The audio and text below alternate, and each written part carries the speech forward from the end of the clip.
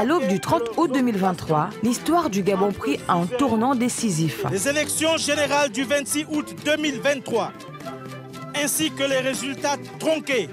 À l'aube du 30 août 2023, après l'annonce des résultats électoraux, un groupe d'officiers militaires proclame la dissolution des institutions et la création du Comité pour la transition et la restauration des institutions, CTRI. À sa tête se trouve le général Brice Clotaire Oligui Nguema, alors commandant en chef de la garde républicaine. Alors que l'annonce des résultats contestés venait de raviver la colère et la méfiance, les écrans de la télévision nationale s'illuminèrent d'une image inédite. Les forces de défense et de sécurité réunies au sein du Comité pour la transition et la restauration des institutions, CTRI, s'étaient alignés, calmes et dignes face au peuple. En uniforme, l'armée de terre, la marine, l'armée de l'air, la gendarmerie, la garde républicaine et forces de police nationale apparaissaient non plus comme des instruments de répression, mais comme les garants d'un sursaut républicain. Leur visage grave traduisait la gravité de l'instant. Il ne s'agissait plus de protéger un régime, mais de sauver la nation. Lorsque la voix du porte-parole résonna, ferme et mesurée, elle énonça des décisions radicales. Dissolution des institutions, suspension des élections, fermeture des frontières, ces mots, portés avec autorité et sobriété, sonnèrent comme un serment devant l'histoire. Rendre au peuple son droit souverain et restaurer l'ordre constitutionnel. Dans les foyers, les regards se figeaient, d'abord dans l'inquiétude, puis dans l'étonnement. Très vite, l'angoisse fit place à une adhésion spontanée. Dans les quartiers de Libreville, dans les rues de l'intérieur du pays, les citoyens sortirent, applaudirent, chantèrent. Ce qui aurait pu être perçu comme un coup de force se transforma en coup de la libération. Une rupture avec 52 années d'arbitraire, un appel à la renaissance de la République. Ce jour-là, les Gabonais ne virent pas des militaires en armes, mais des sauveurs. Et dans cette bascule historique, la Ve République trouva son acte fondateur. Il est des instants où l'histoire d'un peuple s'élève au rang de légende. Le Gabon, meurtri par des décennies de crise et de doutes, trouva à partir de septembre 2023 la force d'une renaissance. L'élan du coup de la libération, né dans la ferveur d'un peuple réconcilié avec lui-même, ne demeura pas une révolte passagère. Il se transforma en une marche ordonnée, majestueuse, vers la refondation de l'État, de l'investiture du président de la transition à l'avènement de la Ve République. La nation tout entière s'offrit l'image d'une épopée politique et morale, digne des grandes pages de l'histoire universelle. Le 4 septembre 2023, la Cour constitutionnelle devint le sanctuaire d'un serment qui allait marquer l'âme de la République. Le général Brice Clotaire Oligui Nguema y prêta serment comme président de la transition, sous le regard fervent d'un peuple massé devant ses écrans et rassemblé dans les rues. Dans cette atmosphère d'espérance, les Gabonais virent s'élever la figure d'un homme perçu déjà comme le garant d'un renouveau promis. À ses côtés, la première dame incarnait l'équilibre et la dignité, offrant à la nation l'image républicaine d'un couple d'États porteurs de stabilité. Ce jour-là, la transition se définissait par une promesse limpide, refonder les bases de la République, replacer le peuple au cœur de la décision politique et restaurer l'image du Gabon parmi les nations. Du 2 au 30 avril 2024, Libreville vibra au rythme du dialogue national inclusif. Dans les salles de conférence, sous les grandes tentes dressées pour l'occasion et jusque dans les médias, le peuple tout entier trouva un espace d'expression inédit.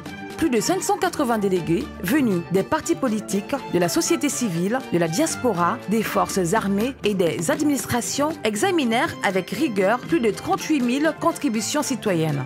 Ce fut un moment sans précédent, observé avec attention par la communauté internationale, l'affirmation que le Gabon était désormais résolu à bâtir une république rénovée, née de la concertation et de la souveraineté populaire.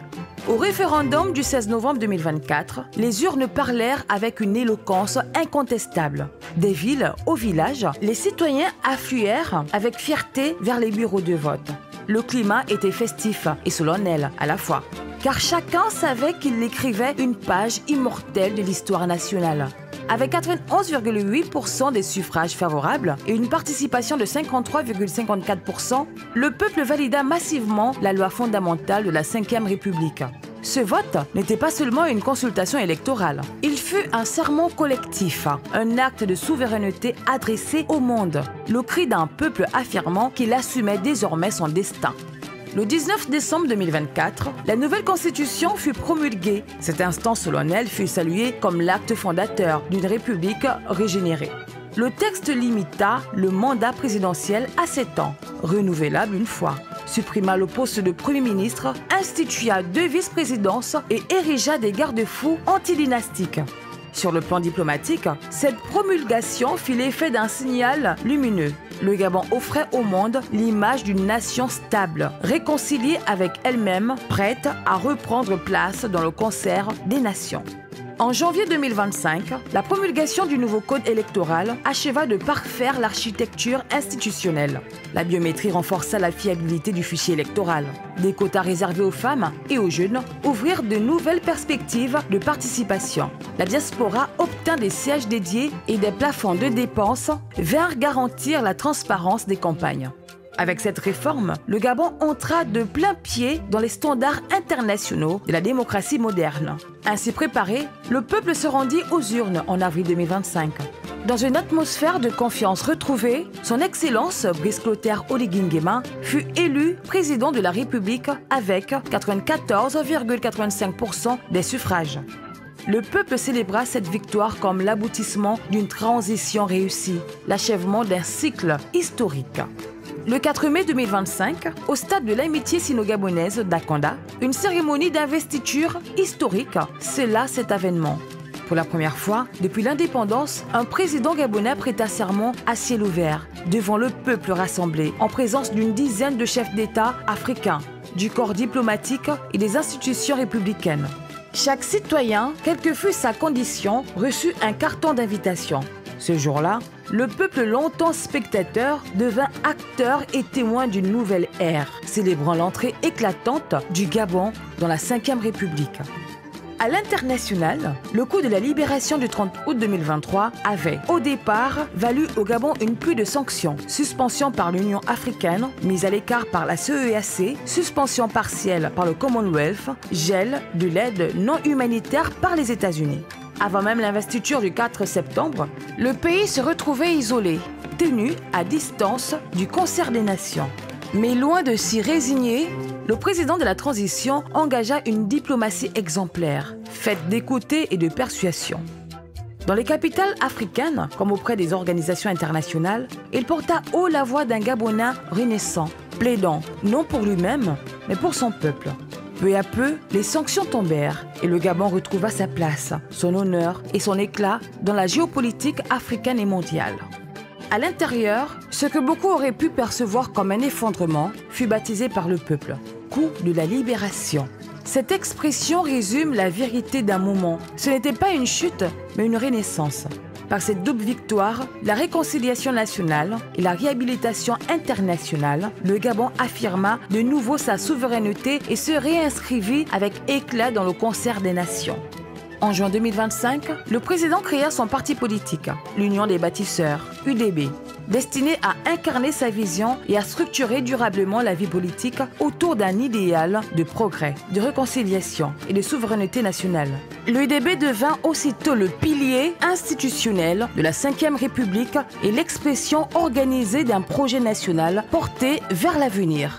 Au terme de 2 années d'action, il apparaît avec évidence que la transition et la Ve République n'auront pas seulement refondé les institutions du pays, elles auront incarné une véritable métamorphose. Du numérique à l'énergie, de l'éducation au transport, du rééquilibrage social à l'affirmation de la souveraineté, chaque secteur de la vie nationale porte aujourd'hui la trace d'un effort collectif puissant, solide et résolument tourné vers l'avenir. Les fondements de l'avenir furent consolidés par la construction de près de 200 salles de classe entre 2023 et 2025 et par la réouverture de concours administratifs prestigieux, Régie financière, Institut de l'économie et des finances de la CEMAC, EPCA, École de la magistrature, ENA, qui redonnèrent espoir à une jeunesse avide de servir la République. La fonction publique éducative, longtemps en attente, retrouva souffle et vitalité par de nouveaux recrutements. Les universités et grandes écoles furent réhabilitées et étendues, les programmes de bourse renforcés et de nouveaux cycles spécialisés créés pour répondre aux besoins stratégiques de l'économie nationale. dans les hôpitaux comme dans les dispensaires, la République engagea une modernisation profonde. Investissement public accru, rénovation et construction de structures sanitaires, amélioration du plateau technique, ainsi fut redonnée à chaque famille la dignité d'un accès plus juste aux soins. La justice fut affermie dans son indépendance par la réouverture des concours de la magistrature et la modernisation des procédures judiciaires, gage de transparence et de confiance dans l'état de droit.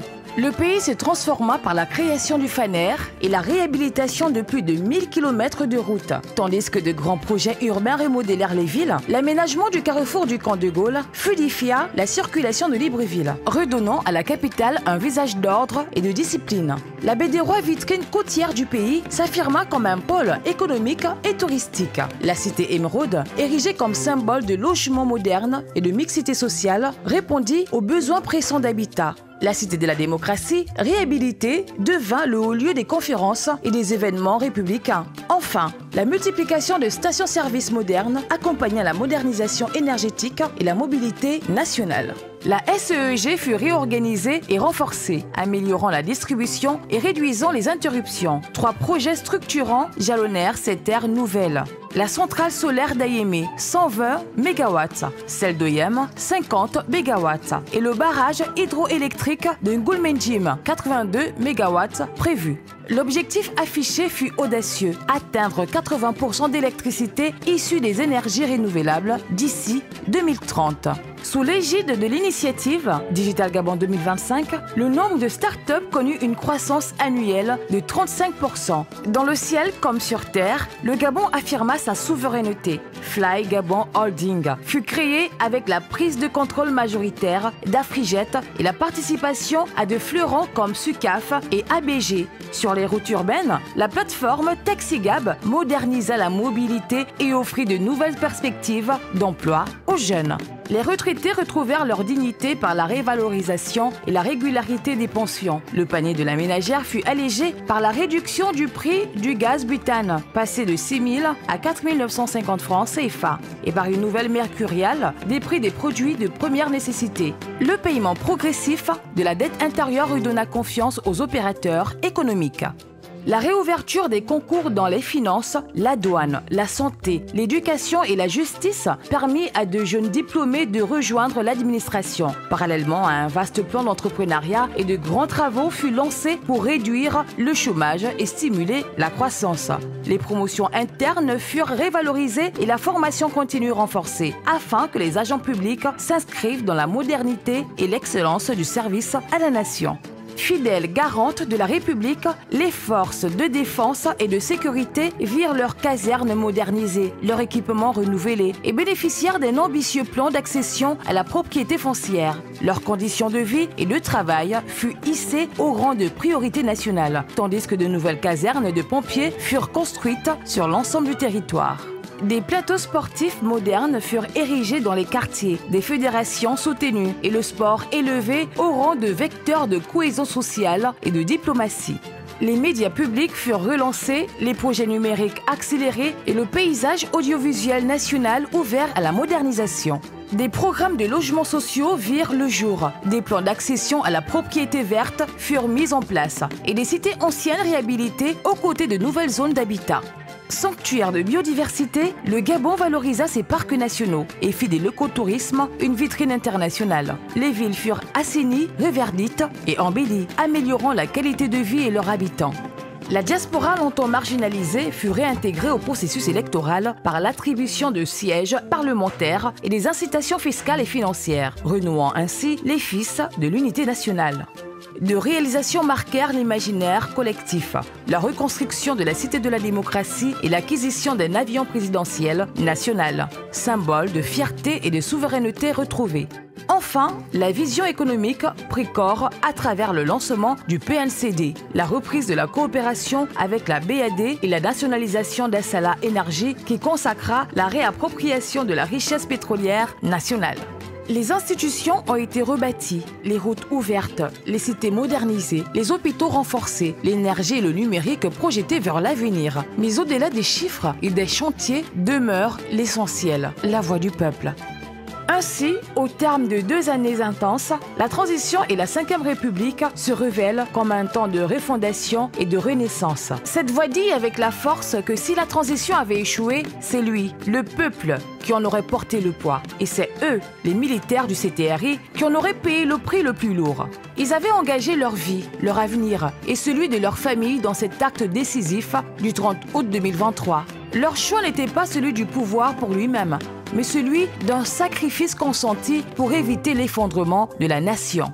Aujourd'hui, le peuple et ses forces de défense et de sécurité partagent la fierté d'avoir écrit ensemble une page de l'histoire, celle d'une souveraineté retrouvée et d'une république réinventée.